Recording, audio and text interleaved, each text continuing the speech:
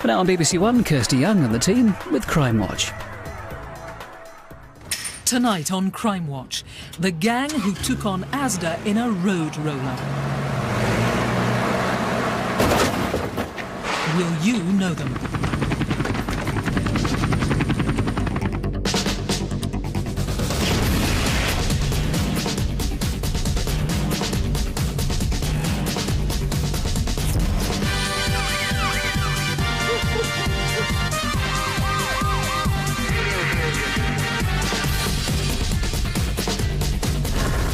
Hello and welcome to Crimewatch. We're live and hopefully by the time we come off air with your help we'll be a lot closer to solving some of the UK's most serious crimes. Tonight, will you be able to name the gang who violently attacked a security guard before using a road roller to take on Asda? Well, one of the thugs rang 999. We've got that call on tape. Maybe you'll recognise his voice. Rav's here with his wall of shame. Will you spot a familiar face?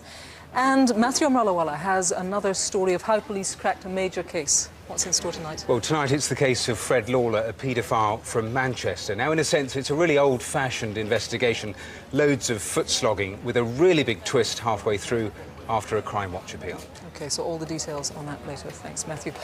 Also on the show, I'm joined in the studio by the sister and parents of murdered schoolgirl, Milly Dowler. It's been 6 years since her body was found in Woodland, 25 miles from her home. Well, tonight we've got the very latest on the investigation and the family makes a direct appeal for your help. But first, we head for Harwich in Lancashire and a murder that has got police baffled. Sarah Melia lived with her 2 children on the outskirts of town. At the beginning of the year, she was killed in broad daylight after opening her front door to a mystery man in red. Well, for the first time, her brave children have spoken about what happened that horrific day. Detective Superintendent Ian Foster takes us through it. Back in January, a man wearing a bright red jacket walked down this street. He walked straight from here to Sarah Melia's house. And I believe he murdered her. Hello, please.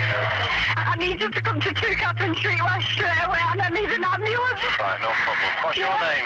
Megan. It was just a normal morning. I think I was in a bit of a rush for catch up with my best mates. Mum, have you seen my shoes at all? Down there, look. Oh, yeah. I haven't got time for this morning, Megan. I've got to take Ethan to the doctor. He's not very well. What's up with him? Oh, I don't know. Right, have you got your bag? Yeah. You got your keys? Yeah, in my bag. Got your phone? In my pocket. I'm going to go. Well, all right. Megan, aren't you forgetting something? Sorry, Mum. Love you. I'll ring you at dinner. All right.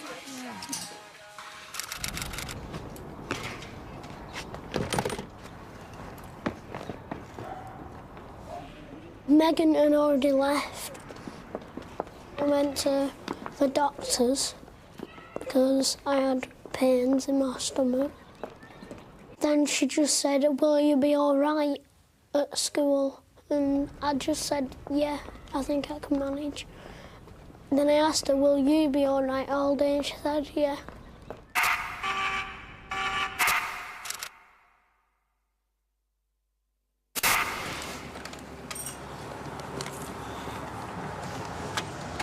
Be all right, love? Yeah. All right, give us a kiss. Right, I'll pick you up later. Okay, see you. All right, bye.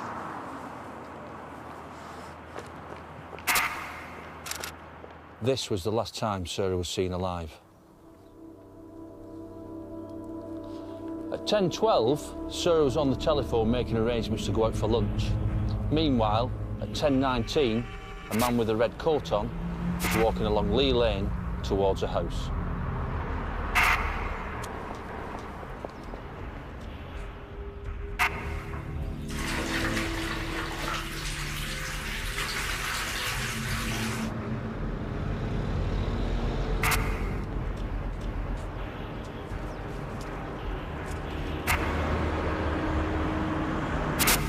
At 10:15, a neighbour popped out to the shop. She proved to be a crucial witness.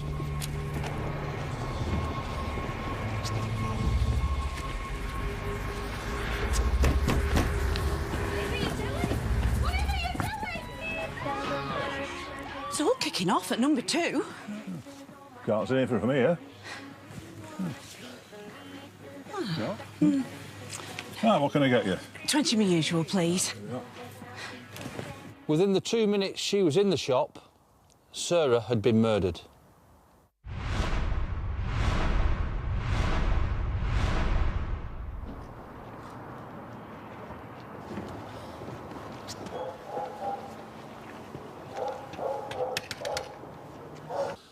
There's no sign of forced entry to the house, so the question is, did Sarah know her attacker? There's no preamble. The attack happened immediately. What do you think you're doing? What do you think you're doing? The offender grabbed hold of her, exposed her back and repeatedly stabbed her. 2 of those blows entered the chest cavity and she died very, very quickly.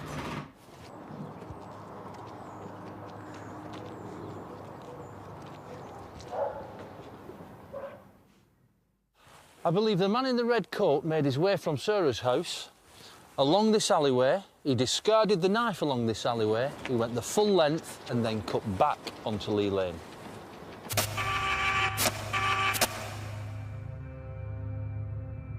Here is a bus stop with a frequent service into Bolton. Did he catch one of those buses?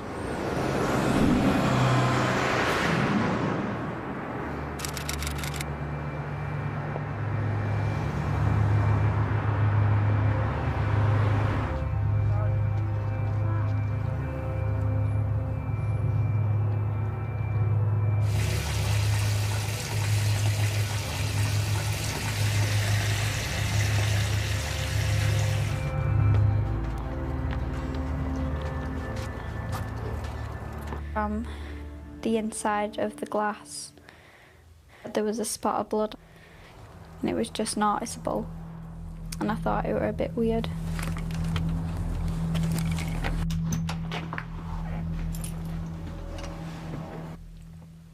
And then I saw my mum.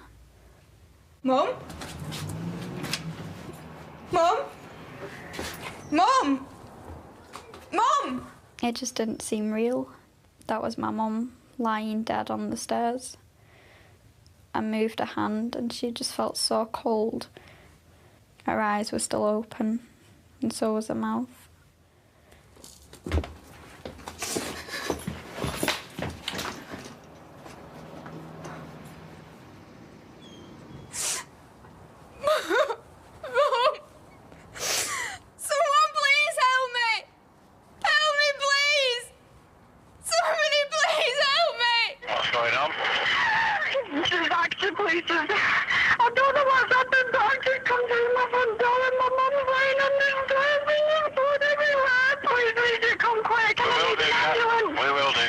All along there was a little part of me saying, she's not going to be okay.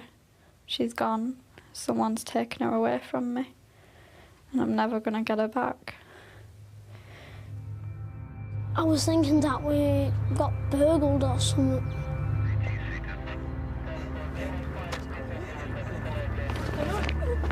And I kept asking her all the questions, like, what's happened, and is Mum okay, is Lily and Olive okay? Because there are 2 cats. What happened? I said to him, it's going to be okay. I just couldn't tell him. I never knew that Mum got killed. Hey. Mum, you are on video. I still feel like any day now we're going to go home and Mum's going to be sat there on the couch. Everybody's like helping me, and like that's what's keeping me strong. Miss my mum's cuddles. And it's just those few moments what you have of feeling safe and secure. Like nothing could happen in those few moments that she held me. I miss that the most.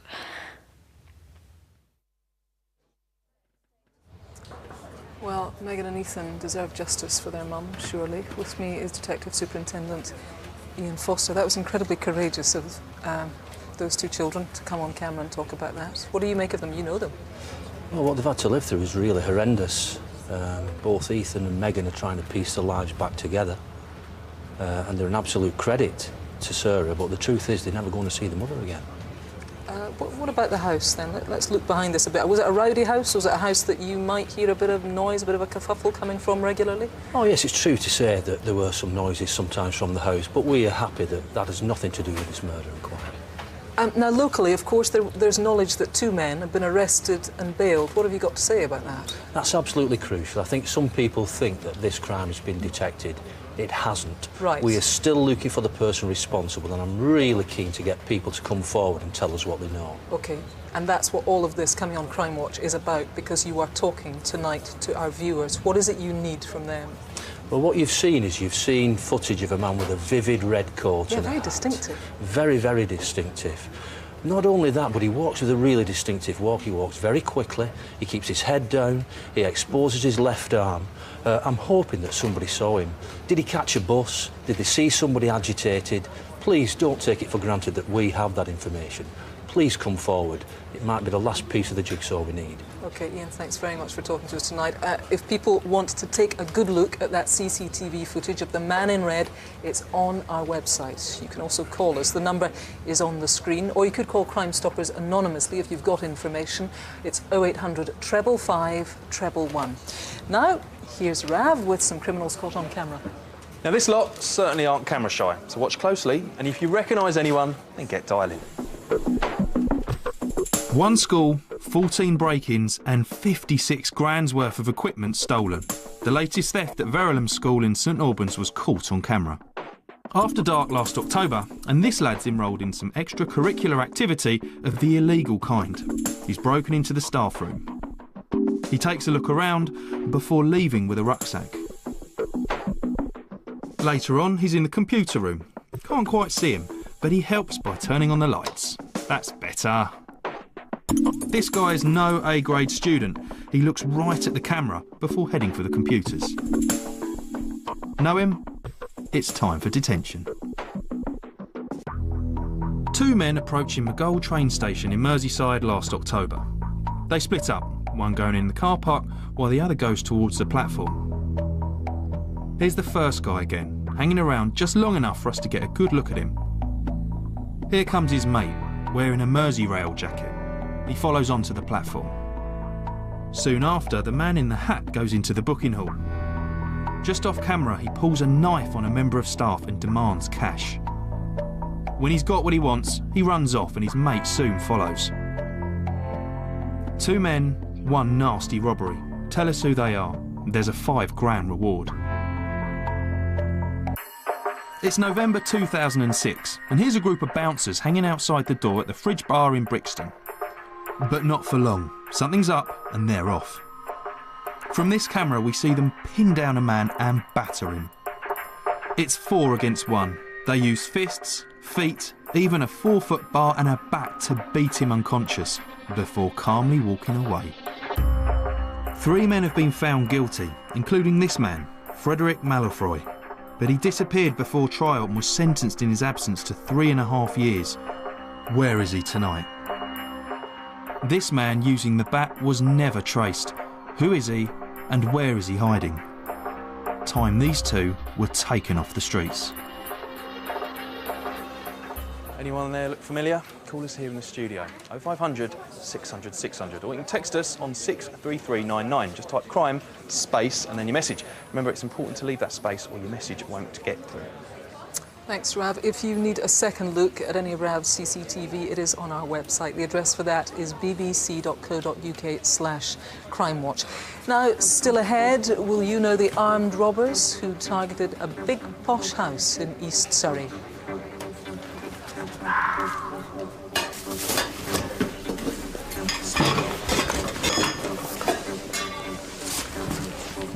And we're behind the scenes of the police investigation into Fred Lawler. This is him. He was first featured on Crimewatch back in April 2006 when detectives knew he was behind the systematic abuse of a 13-year-old girl. Well, following our programme, the case took a new direction, which ended with a disturbing discovery beneath a cellar floor. Now, over the years, we've featured robbers using a wide variety of vehicles, from high-speed getaway cars to motorbikes, even mopeds. Our next case is something of a first. The gang certainly weren't after speed when they deployed the services of one of these. It is a road roller. Rav takes up the story. This is Asda in Longsight, Manchester. In October last year, it was Targeted by a gang who had some very unusual ideas for late-night shopping. They waited for the store to close, and instead of using a trolley, they used a road roller. At the time, Asda had the builders in. The workmen had a compound in the corner of the car park. By night, it was looked after by a lone security guard, Somalian Abdul Farhan. Good luck. Have a good night. My plan had been to work nights and go to college during the day. It was a normal night and there were no problems. I had borrowed a book from the library. I was working on some spelling homework.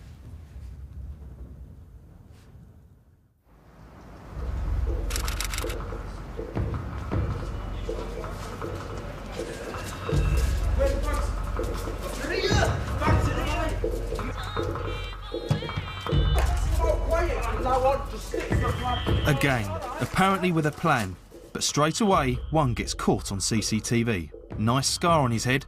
Do you know him?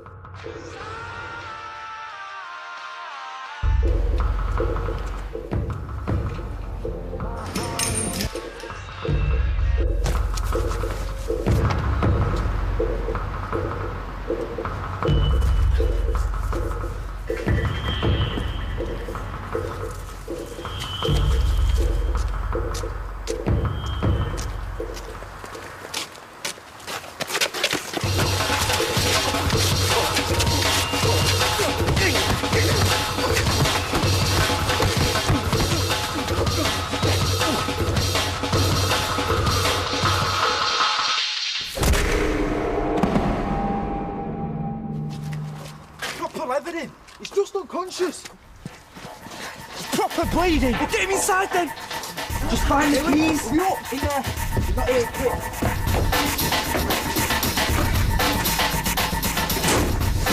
Got it.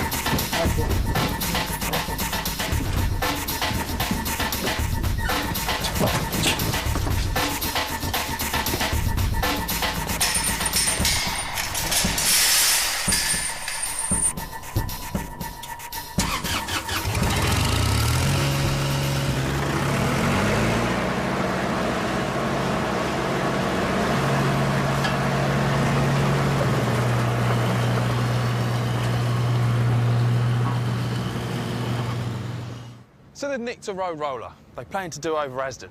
Where does this lot head? For the sliding glass doors at the front of the shop? Not these boys. They head down the side of the building for this solid brick wall.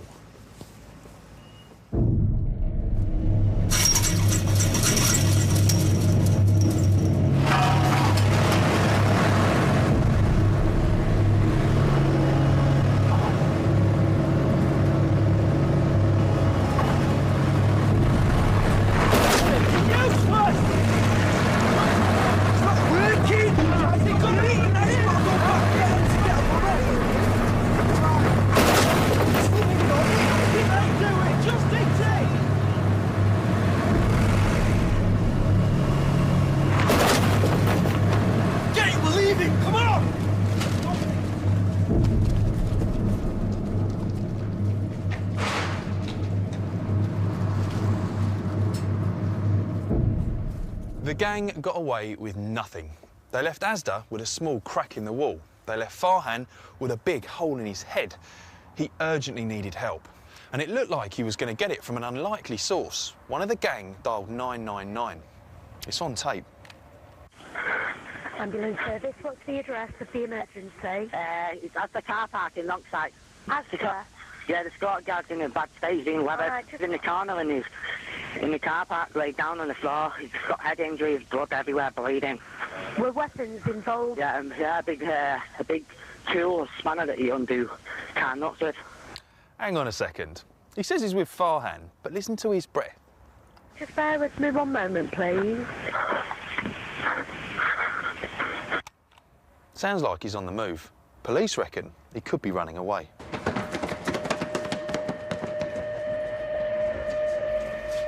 And when the operator asks the caller to help with first aid, he just hangs up. Listen to this. Okay, we need to try and stop the bleeding. Put the phone down. He wasn't going to help with first aid. He chickened out, hung up and run off. He hasn't even given proper directions to help the emergency services find Farhan. They arrived looking for an injured man in the car park, but the gang left Farhan lying out of sight in the compound. The blow from the spanner cracked his skull wide open and left his brain exposed. Normally, this type of injury would be fatal, but not on this night. Despite his fractured skull, Farhan regained consciousness. Dazed and confused, he even managed to finish his shift. Help didn't arrive till the following morning when a colleague turned up for work. Jeez! What's up to you now? God, I'm gonna have to get you some help. He took that blow to the head that obviously knocked him out. It was I can almost see it like a sort of an injury people would have suffered on sort of medieval battlefields. He was hit with something heavy and hard to his forehead. He didn't have a helmet on, therefore his skull took the force of it. The bones had been shattered and driven back through the linings of the brain, the meninges, into the brain substance itself. And he could have died at the scene, but having had his brain injured, he's got a risk, both acutely and in a delayed sense, of developing epilepsy now. I fled Somalia due to the civil war and the massacres that are taking place. I thought I would be able to lead a peaceful life in this country. Unfortunately, that has not been the case. This lot will have talked, and if you know who they are, talk to us. DI Pete Marsh of Greater Manchester Police is a detective investigating this. Now, the gang's attempt to break in was, well, pretty comical, but there's obviously nothing funny at all about the attack on Farhan, was there? No, there wasn't. I mean, his life's been ruined now. He's out of work. His job prospects for the future are pretty bleak because of his injuries. He was unarmed. They've attacked him like a pack of jackals. They've really seriously injured him. OK. What do we know about the gang? We've obviously got the CCTV image here. What can you tell us about this guy? Well, they're all dressed very, very similar. This man here allowed his face to be shown. You can see he's quite distinctive features. He's got a scar on the top of his head. And he's just been caught just before he's put his hood up, but they're all dressed very similar. The injuries themselves, I would expect the clothing to have a lot of blood on it, so it'll be interesting in people who've got rid of clothing that has been covered in blood. Brilliant, good point. Now, we heard that 999 call just then. Are you happy that, in your mind, that was one of the gang that made that call? Yeah, the call was made on a phone that belongs to Rahman himself. Right. You saw trains in the shot initially. That man's running. He's obviously thought about the injuries that have been caused, and he's put a call in. You can't hear any trains on that. OK. And very quickly, we've got these yellow bags here that were left at the crime scene. What can you tell us about that? Well, he had two of these, and I think they were for getting cigarettes or whatever they were going to get from. Quite a distinctive nailer. It's got den sleeve in it. I'd be interested in anybody that knows where these are from. Very distinctive. Yeah. OK, then.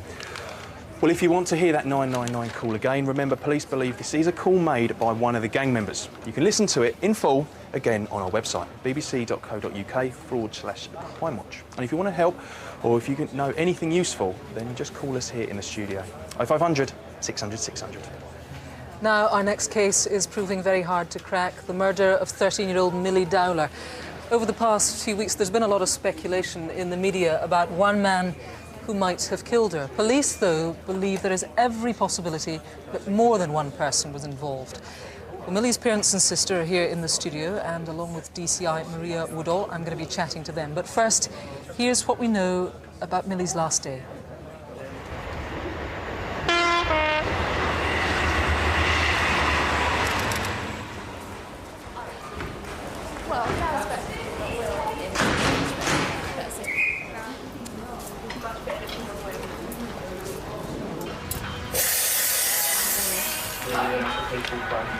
My phone's run out of credit.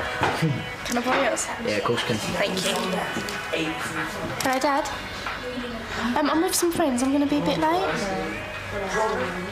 Oh, not long, about half an hour. Okay. Okay, I'll see you at home. Bye-bye. Thank you. That's all right, don't worry about it.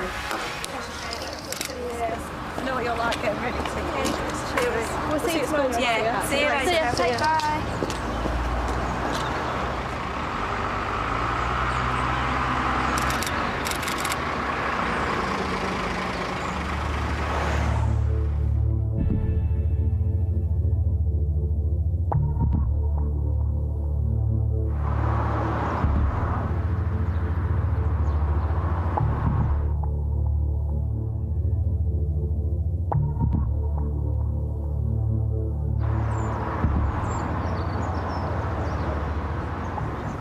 Well, 6 months later, Millie's family heard the news that they were dreading. Her remains were discovered in woodland, 25 miles from where she disappeared. Millie's sister Gemma and her parents Bob and Sally are with us. Thanks very much for taking the time to join us.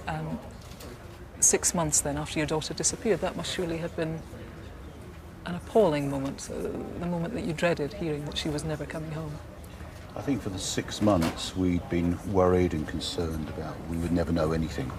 I think that was the biggest fear. Right. Because as time went on and no news and no sightings, nothing at all. So that actually we were devastated with the news of the reality of it, but I think the dawning of that reality meant that at least there was some relief that we knew what had happened. Because I think that was our biggest fear. The not knowing, I think, was the biggest fear for Sally and I.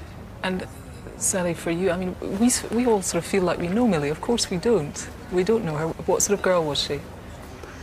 Well, she was very lively and bright, and she always had a little bit of a twinkle in her eye. She had a great sense of humour, and I think the sort of laughing in the house was one of the things that was just sort of stopped. It was horrible at first because you're just so used to it. But she was quite musical, and she was quite bright at school, so yeah, very sad it was. Gemma, you were around about 16 when you lost your sister. Can you remember at the time the things that... There's a lot going on in a 16-year-old's head anyway. To deal with something that huge must have been appalling. I had to grow up very quickly. You don't really think that things like this will ever happen to you, and then you're always like, oh, goodness gracious, thank goodness not me, but it was me, and you just have to deal with it and try and think, oh, Millie wouldn't want me to be upset, and right. Millie would want me to still enjoy my life and get the most out of it. Really important things to remember, yeah, definitely. Bob, what about living for all those years and knowing that her killer has not been brought to justice? How do you deal with that? I think it's difficult, very difficult, because again, going back on the timing thing, you think, well, actually, will we ever know who did it? We waited 6 months to actually find out that sadly we'd lost her, and then you think, well, actually, it's now 6 years. So does it mean 6s go on forever, and we think forever that we'll never know? But obviously there are some encouraging signs, I think, which is good at the moment. Now, DCI Maria Whittle, you're heading up this investigation into Millie's murder, and a name that is in the frame as far as the media is concerned is Levi Belfield, found recently guilty of 2 murders and attempted murder. Is there a connection as far as you're concerned? I'm certainly very interested in Levi Belfield. I have various lines of inquiry running at the moment, and nothing can be discounted. He is of interest to me, yes. And what are the connections then between this man and Millie? We're trying to trace a red Daewoo Nexia vehicle that was seen approximately half an hour after Millie's last sighting in Station Avenue. Now, I know the registration of that vehicle, N503GLT. I know the chassis number of that vehicle, which will be on the Crimewatch website tonight. What I don't know is what happened to that vehicle. Now, it could be being driven around on false plates, it could have been resprayed, it could have been dumped or even scrapped. Somebody knows what happened to it, and I need to know that. And you believe that this red car could be the car that was used to transport Millie's body? It's quite possible. Millie's body was found in Yateley Woods in Hampshire, so somebody took her there. Do you think that more than one person was involved in this horrific crime? To remove all trace of Millie on your own with nobody else knowing about it is quite incredible. I believe that more than one person was involved in this crime, potentially not in killing Millie, but in moving her or disposing of that car or disposing of her property. And I need that person to come forward and put this family out of 6 years of misery tonight. Maria, thanks very much for updating us on what it is you need, and thank you especially to the family for coming along and talking to us this evening. We very much appreciate it. So if that person is sitting there tonight, if it's you and you're unsure whether to pick up the phone, for Millie's family's sake, do make the call. You know that it's the right thing to do. It's not about being a grass. It's time that this family knew the truth. Do call us. The numbers are up on the screen, or you could call Crime Stoppers direct, 0800 555 111. Now here's Rav with some faces in the frame. Already this year, you've helped us catch 5 of the UK's most wanted. Let's see if we can do even better tonight with this lot. First up is Jason McKinney. Earlier this month, he was in Reading Crown Court on trial for attempted murder when he broke out of the courtroom, and he's now on the run. McKinney may be dangerous, so don't approach him, just call the police. Next is Iskander Kawarim, and he's wanted in connection with rape in Kidderminster last year. Originally from Iraq, he may have links to Essex and Leeds. Number 3 is Louis Bridgen, and he was arrested as part of an investigation into cocaine trafficking, but jumped bail and hasn't been seen since. And who's this fella? He's wanted in connection with a stabbing outside the Circus Tavern nightclub in Purfleet, Essex. The victim was in intensive care for a week and was really lucky to survive. Take a good look. Who is he? So if you can help, don't wait, phone or text. The number's on the screen, and you can see the faces again on our website, bbc.co.uk/Crimewatch. In fact, all of the most wanted faces we show stay on the website until they're caught, so it's worth another look just in case you've missed any. Now, the phones seem to have been really busy from the kick-off tonight. Very interesting calls. We've got 2 possible sightings of that man in the red jacket, the black hat with the stripe on it. You'll remember that. We're following those up. And also 2 names on the Asda ram raid, and interesting information on the yellow bags that were found at the scene of Asda there. Next, we are on the hunt for 2 armed robbers who targeted this big luxury mansion in the small town of Banstead in Surrey. As well as a gun, the pair went armed with these strange things. They're called thumb cuffs. Basically, they're miniature handcuffs for the thumbs, as you can see. The robbery was back in January. Here's what happened.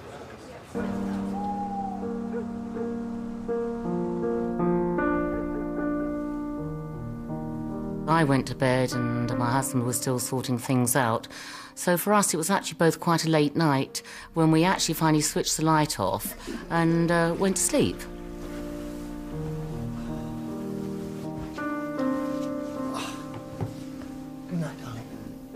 It was just a normal night.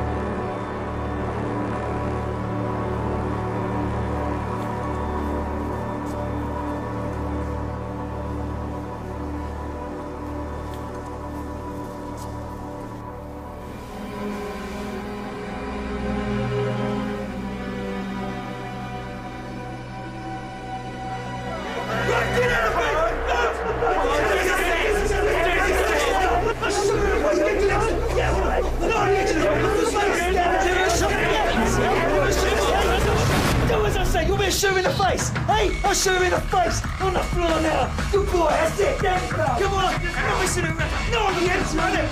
Lay down on the floor! Don't talk to me! Don't look at me! Hands behind your back! Hands behind your back! Together! Put together! After a very short period of time, there was no question in our minds, no doubt in our minds, that our lives were in danger. Listen to me. You listening? Yeah. Money, watches, jewellery. We want everything. Everything, right? And I said, I don't own really any watches anyway. And he then came back and said, no, in the last few months you've been seen wearing various expensive watches. Just tell us where they are. Where's the safe? I'm losing my patience here. Just tell me where the safe is and I want to get out, OK? The guy is pointing a gun at you if he pulls the trigger, it might be the last thing you ever know. Where's the safe? Okay. Safe downstairs. There we go. On your feet, come on. Come on. Come on. In the end, you just do exactly what he says. You don't argue. You stay there, all right?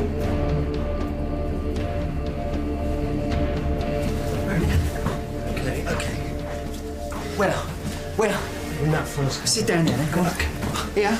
Yeah, in there, yeah.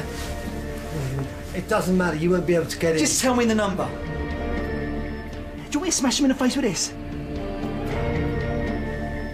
Why is it not working? Because Are they the right numbers? Yeah, they're the right numbers, but I've got the knack. Right, okay, we'll get her down. Get her down here! Get her down here now. She better be able to open it. I'm not taking those cuffs off. She better know how to do this. Well, come on! Come on. Get these things off, please. Come on, take the things off. What are you doing? Come on. Turn anything if you don't take the things off me. Ow! Hurry up. Ow! Ah! Right, come on then. 8 to the left. Yes. 2 to the left. Come on then. What's not happening? It's just not happening. Get out of the way. She can't open it. Look, if you want the safe opening, you're going to have to let me do it. All right. But you better do it fast, all right? Come on, lean forward. Ah! That probably was the worst point of the whole ordeal, because we'd gone along with them all. And I thought, if we don't open this safe, I don't know what's going to happen. Tension is getting worse and worse. These guys are getting angrier and angrier, and I thought at this point, this guy is going to hit somebody. Quickly. Hurry up. Come on, hurry it up now. Come on. Well, for me, it was a relief the safe was open, but from the second point of view, for them to gleefully pull everything out the safe, that were your treasured possessions, well, it was heartbreaking. Oh, beautiful. No. Oh, that is very nice. Okay, cuff him back up. Keep the gun on him, and yeah? Keep him quiet, I'm going upstairs. Back.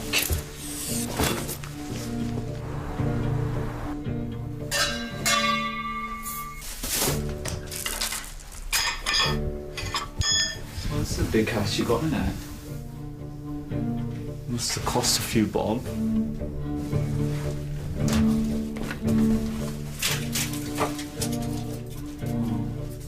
So do you both work?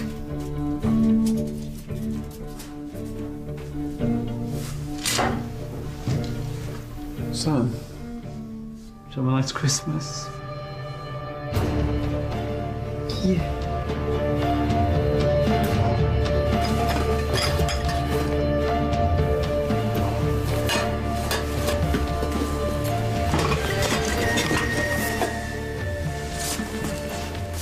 Got what you wanted? Not really, but this will do.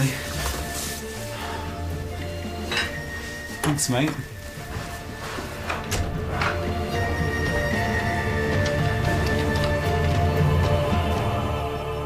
They then got the keys to one of our cars and drove it round to the back of the house on the lawn, which we discovered later on is where they'd broken in, and loaded everything up and drove off.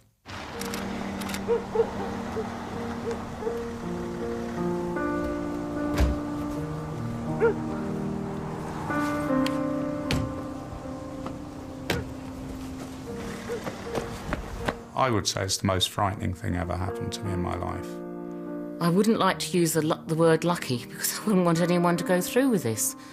We've actually managed to come out of the whole ordeal, so I'm grateful I'm alive. If we had either started arguing with them, winding them up even more, or they hadn't found anything at all, I think, who knows, one of us might be dead. Very frightening experience. With me now is DI Juliet Parker. Hello, Juliet. these strange things. So, I mean, what can you tell us about these thumb cuffs, they're called? That's right. They're an extremely unusual form of restraint and something that I haven't come across before. They are widely available, though, and I'd appeal for anybody that can match this form of restraint to the descriptions of the two men involved to come forward and give us a call. Let's talk about the two men involved. I mean, in our reconstruction there, we got quite a flavour of them. One of them, tough guy. The other one's just strangely chatty. You wouldn't really expect that. That's right. It was unusual. They both wore balaclavas, but I can say one of them was a white man, about 5'5" tall, so quite short, and he seemed to be the person in charge. He had a London accent. The other man was a mixed-race appearance with almond-shaped eyes, and he was the one that was chatty, and in fact had the shotgun for the majority of the time they were in the house. They seemed to have some sort of inside knowledge. They sort of knew what they were looking for. They were chatting about the watches. What can you tell us about that? Well, it's an extremely rare type of attack, and I believe that the people responsible for this actually targeted specifically this couple. They made very detailed demands of them and used some very detailed description of the jewellery that they were after. They stole very valuable stuff. What sort of stuff? Well, there was a very valuable diamond and platinum ring that was stolen, worth thousands and thousands of pounds, pocket watches, diamond necklaces, and I would appeal to anybody that perhaps has been given one of these as a present or has seen it for sale to come forward tonight. OK, thanks, Juliet. If you can help, the number is there. It's on the screen. More details on those items stolen can be found on our website too. If you've been a victim of crime, for confidential help and advice, there is the victim support line. It's 0845 30 30 900. Now here's Rav with his second instalment of Most Wanted. Right, let's see if you know any of this lot then. My number 5 is Terence O'Keefe. He's a convicted rapist serving a life sentence. Last month he managed to escape when he was taken to hospital for treatment. But if you see him, dial 999 straight away. He's extremely dangerous and should not be approached. Peter O'Halloran is number 6. He's wanted in connection with a series of house burglaries across the south of England and the Midlands. Now, he sometimes calls himself Peter Noon, and there's a 10-grand reward. Number 7 is Lee Dunworth, and he's wanted for drugs and firearms offences. He was arrested, but failed to answer bail. Police think he may be with his girlfriend, and she's called Spirit de la Mer. Seen them? Well, then call us. And last, but by no means least, is Kashif Akhtar, and he's wanted in connection with a £50,000 deception. Police believe he fled to Pakistan, but may now be back in the UK. He's got various aliases, including Mohammed Akhtar and Omar Mohammed. So get dialing. The number's there on your screen, or you can text us on 63399. Just type crime, space, and then your message. Don't forget to leave that space, or your message won't get through. Now, hiding a dead body in the house is a gruesome feature, common, in fact, only a handful of notorious murder cases. Back in 1953, John Christie hid the bodies of 3 women in a kitchen cupboard. He then wallpapered over it to try and hide the evidence. More recently, Fred and Rose West hid 9 bodies in and about their home in Cromwell Street. Well, when this man, Fred Lawler, came onto the police radar, no one imagined that he too had buried such a secret. Nasir Mullawala goes behind the scenes to uncover how detectives got their man.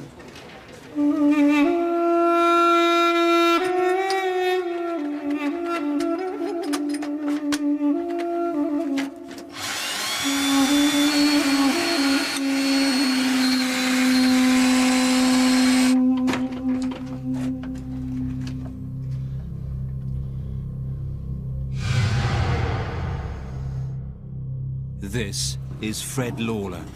He's on his way to face trial for a series of depraved and disturbing crimes.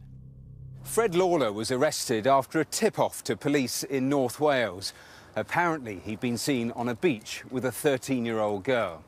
But it was no innocent day out. He'd forced her to have sex in public with him and with other men. Following the anonymous call, we decided to look more closely at Fred Lawler.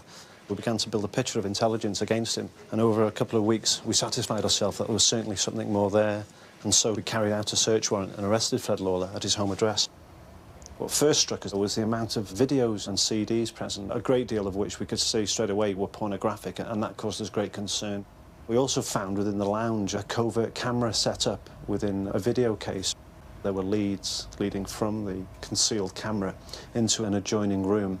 We believe that Fred Lawler viewed and controlled what was going on. A 13-year-old girl was being forced to have sex with adult men, and Lawler recorded it all on videotape. People committing these offences were middle-aged men. There were 17 of them. And on half these occasions, Fred Lawler would walk in whilst these men were having sex with the young girl, and he would join in. It was horrific, absolutely horrific, and totally unbelievable. I mean, this is a young girl who's been virtually directed through performing on what appears to be a homemade pornographic movie. Here's Fred Lawler lining up his camera. The film would clearly identify 17 other men. Police started to make arrests. They came to Crimewatch to track down the final 6. So when you look at these pictures, bear in mind, this is somebody you know, and we need to identify them. We've got DNA to help us. Following that appeal, 4 of the men were identified, arrested and imprisoned. Fred Lawler touted this 13-year-old girl for sex for over 2 years. Police fear in that time she was abused by more than 50 men, all with Lawler's knowledge and his cooperation. In court, he was found guilty. The horrific abuse was over. Lawler was sent to prison indefinitely. This is where the story of Fred Lawler and his terrible crimes should end. But when a Crimewatch viewer saw his face on the programme, it was to prove just the beginning. That night, couldn't believe it. I phoned the show, let them know that he was involved over in Oldham with my mum being missing. He was my mum's boyfriend. I haven't seen my mum for 8 years. During the 90s, Lynn's mother, Dorothy, was in a relationship with Lawler. They lived together. Daughter Lynn didn't approve. I knew there was something not right about Fred.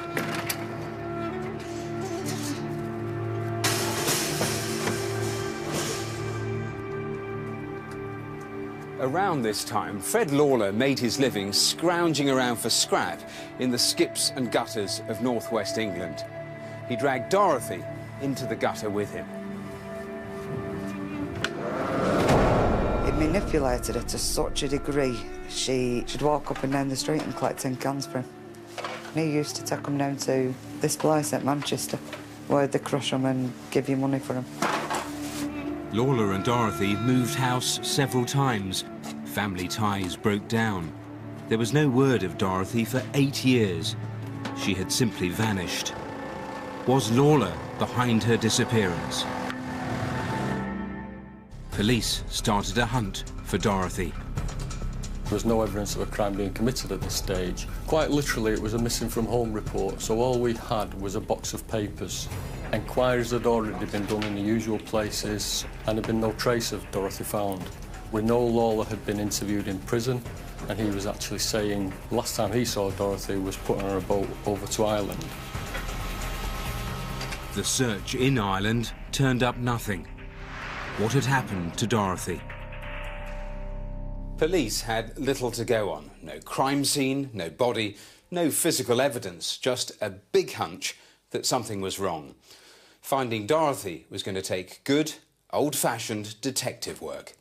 It's a case of contacting councils, contacting health authorities, contacting GPs, and getting them to trawl through physical records.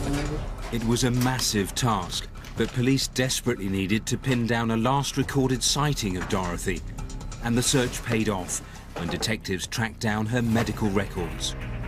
The GP reported to us that Dorothy had attended the surgery complaining of physical abuse by Lawler.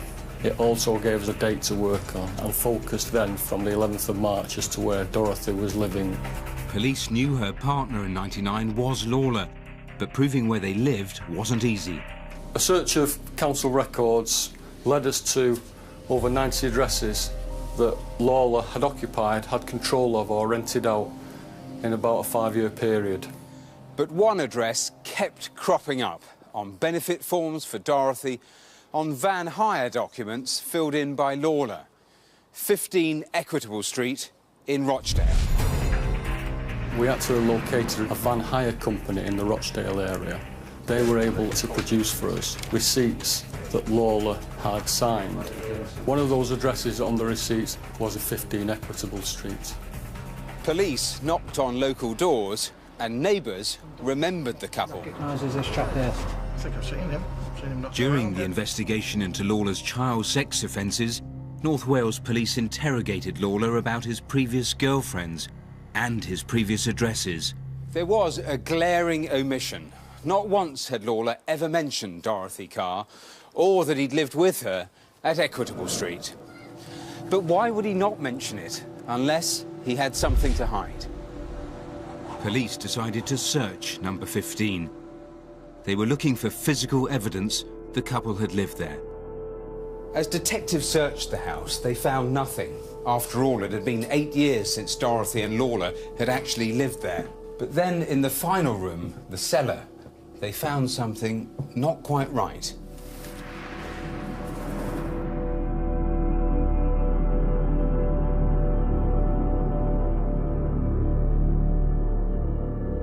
Officers noticed a cracked paving stone in the floor. We just didn't know at that stage what we would find under that floor.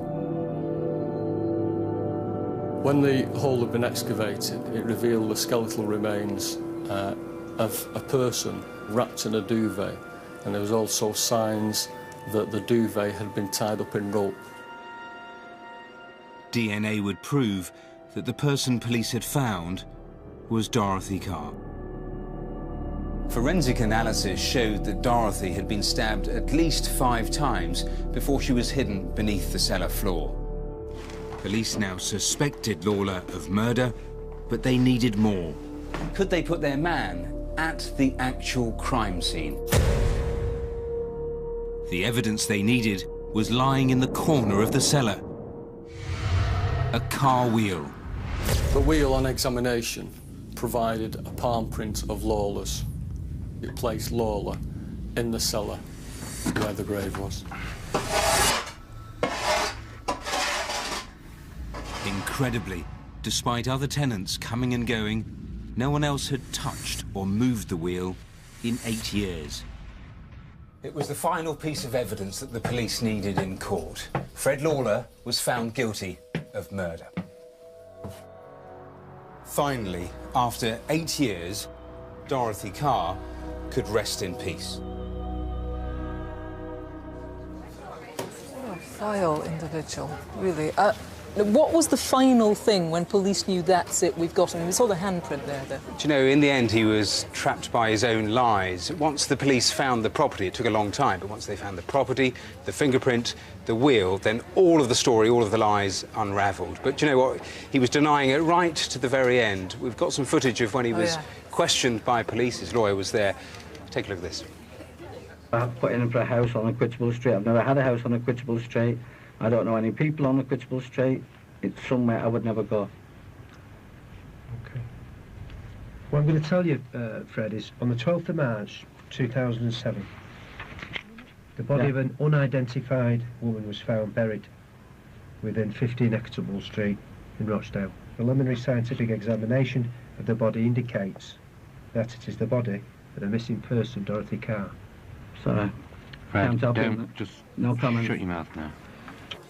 That was his lawyer saying there, just shut your mouth now. We heard him saying he's in the corner of the picture. Let's talk about the here and now. Let's spool back to the revolting, repeated incidents of that 13-year-old girl being abused. Yeah, it's really stomach-churning, this case. And that paedophile ring that we looked at, I mean, the police caught most of the people. Yeah. 2 people, though, they never caught. It's worth sticking the pictures back up and actually letting people at home have a really good look, because the police think they were probably from North Wales or the North West. They think they were using the beaches in North Wales between 2004, 2005, very late at night. It's worth just saying, if anyone recognises either of these people, don't take matters into your own hands. Phone the police, phone us, but together it'd be really good if we got these 2 tonight. The pictures are on the website. Do check. This is vitally important. Thanks, Matthew. After spending months working on a winter collection for London Fashion Week, the designer James Long had his studio raided by thieves. It happened on the 15th of February this year. All the original outfits were stolen just hours after leaving the catwalk. It was a devastating blow, especially as James is only just starting out in his career. Well, luckily, the fashion show was filmed, so we can see what's been pinched. Let's take a look. A pretty exotic bunch of outfits. These, in fact, are for men. Yes, men. Autumn-winter collection. There we are. Lots of quite outlandish knitwear, not a coat that would suit everyone, but they are pieces of artistic endeavour that took a lot of work. With me now is Dids MacDonald. She's an expert in design theft. These are very distinctive outfits. You couldn't just flog them down the pub on a Friday night. Why would people steal these kind of things? Well, designs like this that achieve catwalk and media acclaim are clearly the must-haves of tomorrow. So obviously that creates a tremendous demand. So unfortunately, the flip side of this is that they can be vulnerable to copyists. Okay, and they can be the inspiration for further sorts of creativity. Presumably, though, it's not just people who want to copy. Could it also be people who are jealous, who want to sabotage a young man's promising career? Well, design theft is rife in the UK, and clearly competitors are looking for the fast track to market. And how can designers stop their work being ripped off? Because all they have in the end are their ideas. A lot of them are very, very simple, low-cost and no-cost ideas. Keep a design audit trail, signed and dated drawings, keep a record from the seed of an idea all the way to the end product. OK, good advice.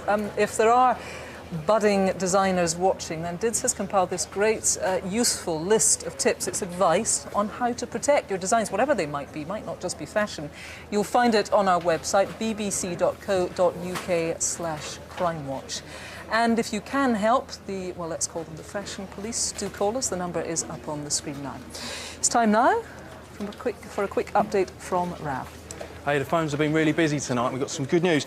Milly Dowler inquiry. Already we've got 16 calls and rising all the time. A couple of good leads as well on that red car that we desperately need to trace. Remember, all the details are also on the website if you need to take another look. Then we showed you the Asda robbery in GBH where those jokers tried to steamroller their way in. Lots of names for the gang members, in particular the guy with a scar on his head. Someone recognised the voice of the 999 caller. And we've also had lots of calls on those yellow bags that the police now think they are happy they know where they've originated from. Now, just time to tell you about a Crimewatch special that's coming up next Tuesday. We've been given exclusive behind-the-scenes access to the police investigation into the murder of Sally Ann Bowman. Here's a preview. 6 weeks ago, this man, Mark Dixie, was convicted of the brutal murder of Sally Ann Bowman. His depraved acts shocked the nation. We describe it as a frenzied knife attack, but a controlled frenzied knife attack. This is a highly dangerous individual who's committed the most awful murder. Savage, cruel, a self-serving beast. This is the remarkable story of how police caught him. Tell me your full name. Mark Philip Dixie. So that's Sally Ann Bowman, a Crimewatch special coming up on Tuesday, the 8th of April at 10:35, right here on BBC One. Our phone lines are open until midnight tonight, and from 7:30 tomorrow morning. Crimewatch is going to be back on Thursday, the 24th of April. But don't go away, because we are back after the news with a full update on what's been happening on the phones. If you can help, but you haven't called yet, please do call now. It could all be down to you. I'll see you at 10:40 for now. Thanks for watching. Bye-bye.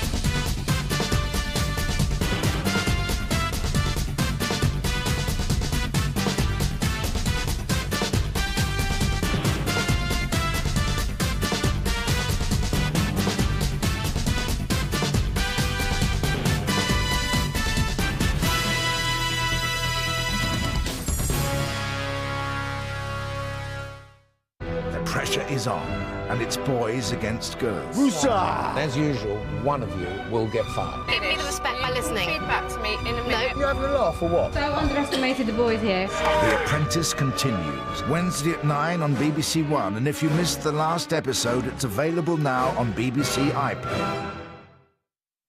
He's out there, burning through time, facing 1,000 dangers across the stars, and never giving up. He looks like a man, but he's a legend, and his name is the Doctor.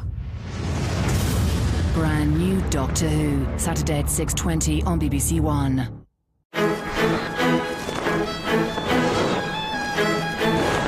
The 10 o'clock news now on BBC One with George Alagaya on the Zimbabwean border and Nicholas Owen in London. Tonight at 10, Zimbabwe.